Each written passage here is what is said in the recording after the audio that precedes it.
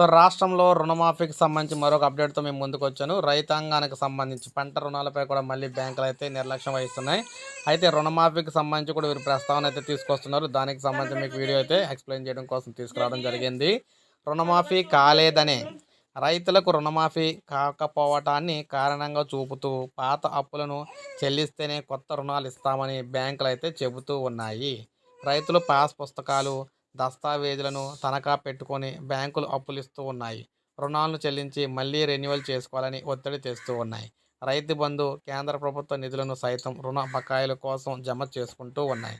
ఆర్థిక సమస్యల వల్ల రైతుల అప్పులు మళ్ళీ చెల్లించలేక బ్యాంకులకు వెళ్ళటానికైతే వెనుకాడుతూ ఉన్నారు. సో రాష్ట్ర ప్రభుత్వం ఈ రుణమాఫీని కొత్త ప్రభుత్వం అయినా సరే రుణమాఫీని చేస్తామని చెప్పింది. ఆ రుణమాఫీ చేసినట్లయితే బ్యాంకుల్లో మళ్ళీ రైతులు వెళ్ళి రుణాలైతే తీసుకుంటారనమాట. సో ఇది మనకు లేటెస్ట్ అప్డేట్ రుణమాఫీకి సంబంధించి తెలంగాణలోని. ఇలాగే మీకు ప్రతి లేటెస్ట్ అప్డేట్ అందిస్తూ ఉంటాను. ఒక లైక్ చేయండి. సబ్స్క్రైబ్ చేసుకోకపోతే మన ఛానల్ సబ్స్క్రైబ్ చేసుకొని ఫాలో